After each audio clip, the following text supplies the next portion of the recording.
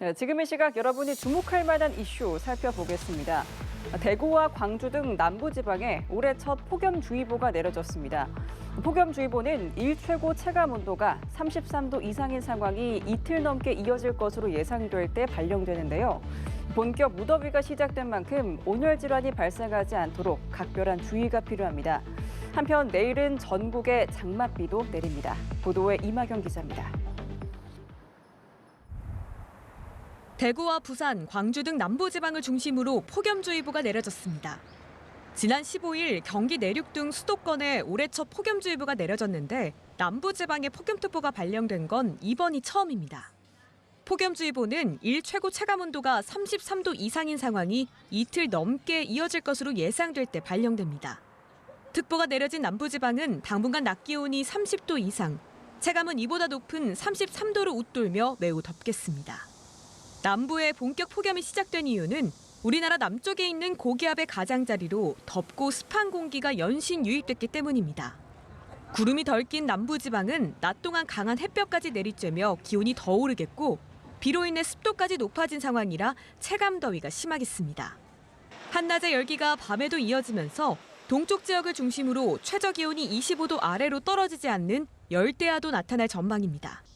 본격 폭염이 시작된 만큼 온열 질환 발생하지 않도록 각별한 주의가 필요합니다. 어린이나 노약자 등은 가급적 낮 시간대 외출을 자제하고 목이 마르지 않아도 물을 자주 마시는 것이 좋습니다. 실외 작업장이나 논과 밭 등에서는 장시간 작업을 삼가고 휴식을 자주 취해야 합니다. 내일은 정체전선의 영향으로 전국에 장맛비가 내리겠습니다.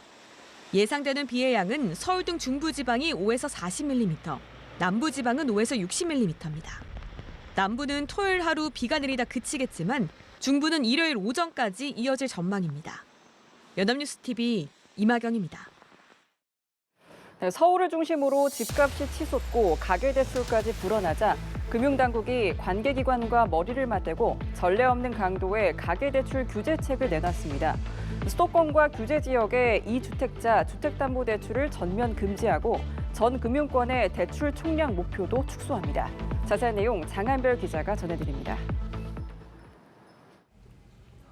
오늘 오전 금융위원회는 국토교통부 등 관계기관과 긴급 가계대출 점검회의를 열고 최근 가계대출 증가세를 억누르기 위한 대출 규제 방안을 공개했습니다. 먼저 정책대출을 제외한 전 금융권의 가계대출 총량 목표를 올 하반기부터 당초 계획의 50% 수준으로 축소합니다. 정책대출은 연간 공급계획 대비 25%를 감축합니다. 현재 은행들이 자율적으로 시행하는 가계대출 관리 조치의 경우 내일부터 전 금융권이 공통 확대 시행하기로 결정했습니다. 이에 따라 수도권과 서울, 강남, 송파구 등 규제 지역에서는 2주택 이상 보유자가 추가 주택을 구입하거나 1주택자가 기존 주택을 처분하지 않고 추가 주택을 구입하려는 경우 주택담보대출을 전면 금지합니다. 수도권 규제 지역 내 보유주택을 담보로 하는 생활안정자금 목적 주담대 한도는 최대 1억 원으로 제한하고 2주택 이상 보유자에 대해선 아예 취급을 금지합니다. 단 지방 소재 주택담보 생활안정자금 목적 주담대 한도는 현행과 마찬가지로 금융사가 자율 설정할 수 있습니다. 수도권과 규제 지역 내 주담대 한도를 6억 원으로 최초 신설하고 대출 만기는 30년 이내로 공통 제한합니다.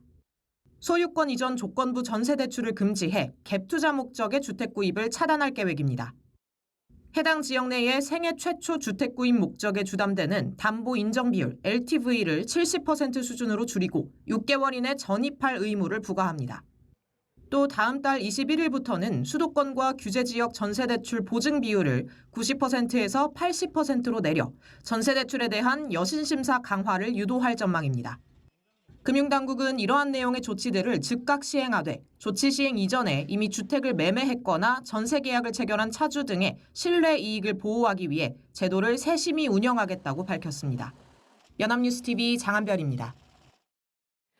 미국 정부가 25% 관세를 적용받는 자동차 부품의 종류를 더 늘리기로 하고 세부안 마련에 속도를 내고 있는 것으로 확인됐습니다. 이미 지난달부터 엔진과 변속기 등에 추가 관세가 부과되고 있는데 앞으로 차량용 가죽이나 플라스틱 제품 등도 관세 대상이 될 수 있습니다.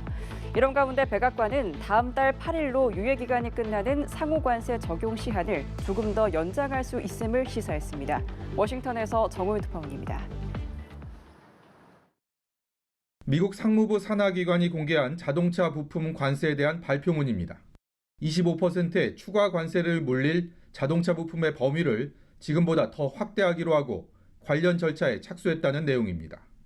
매년 4차례씩 특정 자동차 부품에 관세를 매겨달라는 미국 업계의 요청을 접수하고 60일 안에 부과 여부를 결정한다는 방침입니다. 상무부는 당장 다음 달 1일부터 의견을 받기로 했습니다.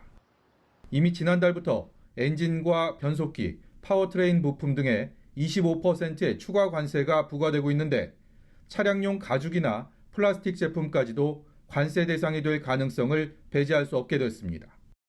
미국발 관세 여파로 가뜩이나 어려움을 겪고 있는 자동차와 부품업계의 악재가 겹친 겁니다. President Trump has had meetings with both domestic and foreign auto producers, and he's committed to bringing back auto production to the U.S. 이런 가운데 백악관은 열흘 앞으로 다가온 상호관세 유예 시한을 연장할 가능성이 있음을 내비쳤습니다. Are you saying at this point that there's no plans to extend that July 8th and July 9th deadline? Perhaps it could be extended, but that's a decision for the president to make. 앞서 트럼프 대통령은 시한을 연장할 용의는 있지만 필요하지 않을 거라고 밝혔는데 상황에 따라 조금 더 뒤로 미룰 여지가 있음을 시사한 겁니다. 새 정부 첫 고위급 인사로 미국을 방문 중인 여한구 통상교섭 본부장은 미국 측 주요 인사들과 연쇄회동하며 협상의 끈을 이어갔습니다. 철강과 자동차 같은 우리 주력 수출 품목들이 트럼프발 관세로 신음하고 있는 상황에서 미국과 어떤 합의를 이끌어낼지 관심이 더욱 커지고 있습니다. 워싱턴에서 연합뉴스TV 정호윤입니다. 경찰이 36주 낙태 사건과 관련된 집도의와 병원장에 대해 구속영장을 재신청했습니다. 지난해 10월 영장이 기각된 이후 보강 수사를 통해 추가 자료를 확보한 건데요. 해당 병원에서 낙태 수술을 받은 산모만 수백 명에 달하는 걸로 파악됐습니다. 백유빈 기자의 단독 보도입니다. 이 정도는 나아야 된다. 못지어야. 막 심장을 이렇게 안 뛰잖아. 36주 태아에 대한 낙태 수술이 이루어진 건 지난해 6월입니다. 임신 36주 차인 유튜버 A씨가 여러 병원에서 거절당한 뒤 한 산부인과에서 결국 낙태 수술을 했다며 올린 영상이 논란이 된 겁니다. 당시 경찰은 병원 관계자 진술과 압수품 분석, 의료감정 결과 등을 토대로 수술 당시 태아가 살아있었고 이후 방치돼 사망에 이른 것으로 판단했습니다. 이후 4개월 만에 살인 혐의를 적용해 수술을 집도한 의사와 병원장에 대해 구속영장을 신청했지만 법원에서 기각됐습니다. 낙태 수술 지시하신 거 맞습니까? 태아가 수술을 숨긴 거 맞습니까? 이후 경찰은 여죄가 확인되지 않아 사건 마무리를 위한 법리를 검토 중이라고 밝혔지만 수사를 최종적으로 종결하진 않았습니다. 해당 병원에서 낙태 수술한 산모가 수백 명에 달한다는 사실을 추가로 파악했습니다. 경찰은 이들의 혐의와 관련된 추가 자료를 확보한 뒤 8개월 만인 지난 19일 살인 혐의를 적용해 사전 구속영장을 다시 신청했습니다. 이들에 대한 구속 전 피의자 신문은 오늘 오전 10시 30분 서울중앙지법에서 열렸고 결과는 늦어도 토요일 새벽에는 나올 것으로 보입니다. 연합뉴스TV 백유빈입니다.